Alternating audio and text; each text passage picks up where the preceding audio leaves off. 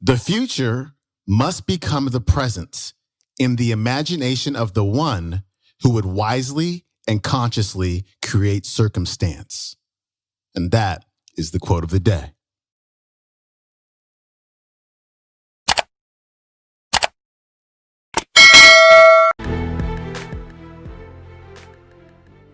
Welcome back to the Quote of the Day show. I'm your host, Sean Croxton of SeanCroxton.com. Happy Monday to you. I hope you crushed your weekend. You're ready to rock your week. And we're kicking this thing off the right way with Mr. Bob Proctor. But before we get to Bob, I've got a couple of announcements for you. Number one is if you are a speaker or you know of a speaker who would like to be featured on the Quote of the Day show, please let me know. Send me an email at info@SeanCroxton.com. Again, that's info@SeanCroxton.com. Want to get some new blood, some new speakers on the show. I feel like I've been playing a lot of the same speakers over and over and over again because they have really good content, but we want new content. So again, let me know. Thank you so much. Number two, my interview podcast is coming back next week. It's called the Sean Croxton Sessions. People tend to love the interviews. And so if you haven't heard it before or you're not subscribed, you can find it on iTunes, on Stitcher, on Google Play, on SoundCloud. I think we're on Blog Talk Radio as well. Or you can just go to SeanCroxton.com. You'll find all of the episodes right there. So again, we are back next week with interviews.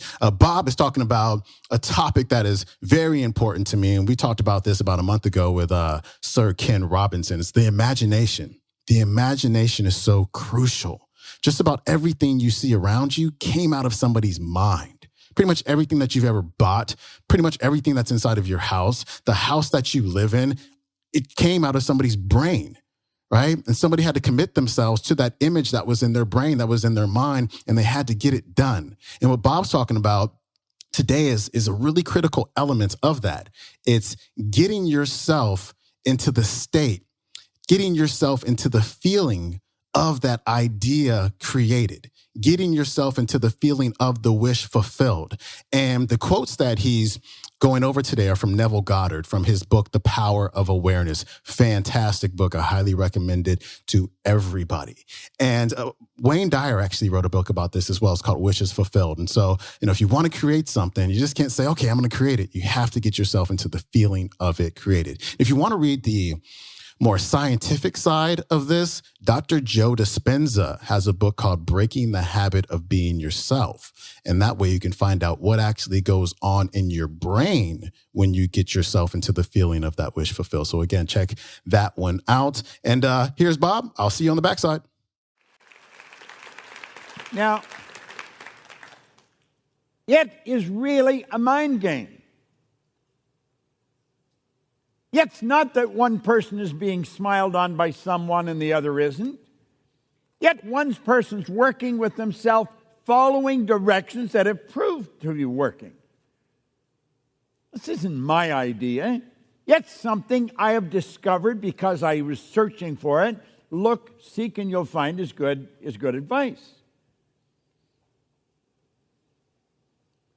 He said, I'd like to give you an immense belief in miracles.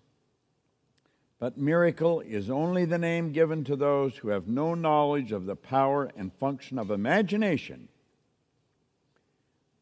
to the works of imagination. Imagining oneself into the feeling of the wish fulfilled. We've got to see it already happening. We've got to imagine ourselves into the wish fulfilled. Now, Napoleon Hill said, there is a difference between wishing for a thing and being ready to receive it. No one's ready for a thing until they believe that they can acquire it. The state of mind must be belief and not mere hope or wish. Now, he says, open-mindedness is essential to belief. Closed minds is not going to inspire faith, courage, or belief. See, the trick is the belief.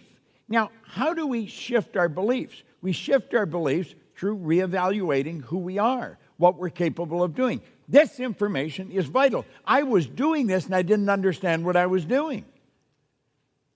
I was imagining myself into the future, and I'd bring the future into the present. That's the way I'd act. I was a real oddball in the environment that I started to do this. But I started to win. And I started to win in a very big way. Now, at first, I'd look at the results and I'd think this isn't going to last. And I was thinking it isn't going to last because I didn't know what I was doing. What I was doing, I was working in harmony with the laws of the universe. That's what you're doing. You see, your intellect and your emotion must be in the state that you want to manifest. It's got to be there now. The manifestation is nothing but the manifestation of what you're imaging. The image is the seed. The difference between you and an acorn or a carrot seed is that you can alter the pattern plan. Every seed has a pattern plan in it. And the pattern plan dictates what the seed is going to grow into. The seed has no ability to change the pattern plan. The nucleus can't do that. It controls a little particle of energy that we call a nut or a seed.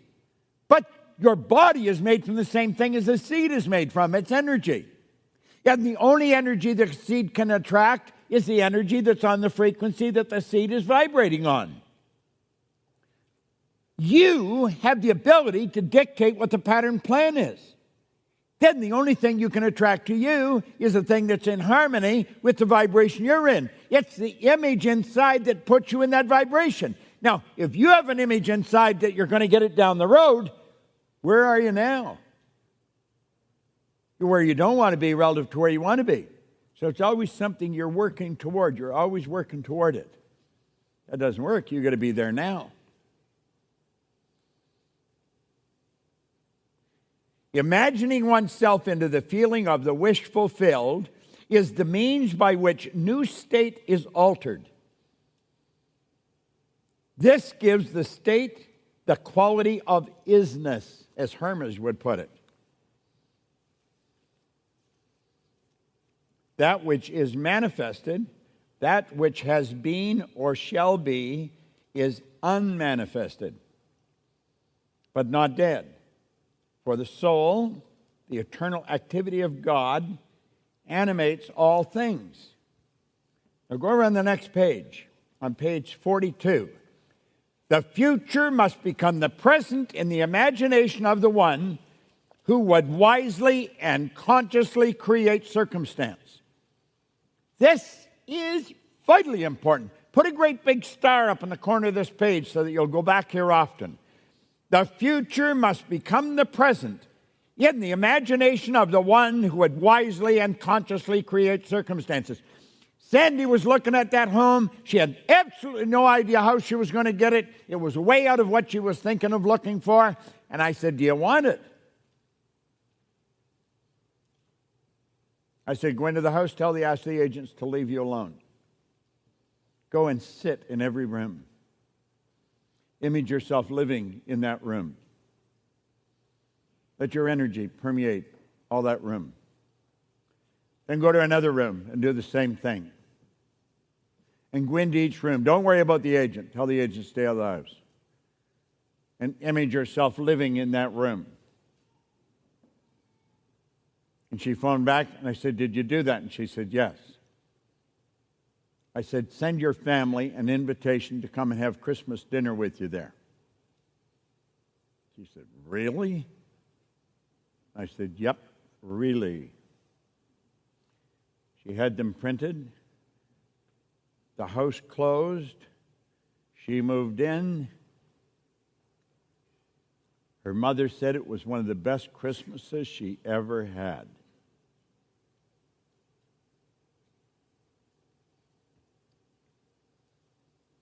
We must translate vision into being.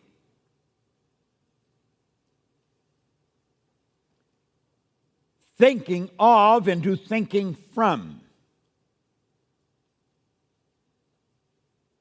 Now, stop and think what he's saying there. It's very few words. We must translate vision, a picture, into being. You've got to be the picture. You must translate vision into being. Thinking of into thinking from. It's not something you're going for. You're not thinking of this. You're thinking from this end. You've brought it into the present tense. This is so far out from most people's way of thinking. So don't expect a lot of people to agree with you. Now, if you're studying with us on a regular basis, you're going to get it on a regular basis. And I would recommend you do study with us on a regular basis. Because I can assure you, your friends and relatives are not. Imagination must center itself in some state and then view the world from that state. We're the only creature that can do that. We can literally change how we see the world. You see the world as you see yourself. If you think you're broke and struggling with finance, you'll always see the world that way. But if you feel wealthy and happy and healthy, that's what you're going to see. That's what you're going to resonate with, and that's who you're going to attract into your life. Thinking from the end is an intense perception of the world of fulfilled desire. Thinking from the state desired is creative living. Ignorance of this ability to think from the end is bondage. It is the root of all bondage with which man is bound. To passively surrender to the evidence of the senses underestimates the capacities of the inner self. Once we accept thinking from the end as a creative principle in which we can cooperate, then we are redeemed from the absurdity of ever attempting to achieve our objective by merely thinking of it. Now you become what you think about while you don't. You become what you think and internalize. It's the internalization that is the preamble to the manifestation. It's a mind game. Just think and back up. Your actions cause the result. Your paradigm controls your actions. You can change your paradigm so you can change your results.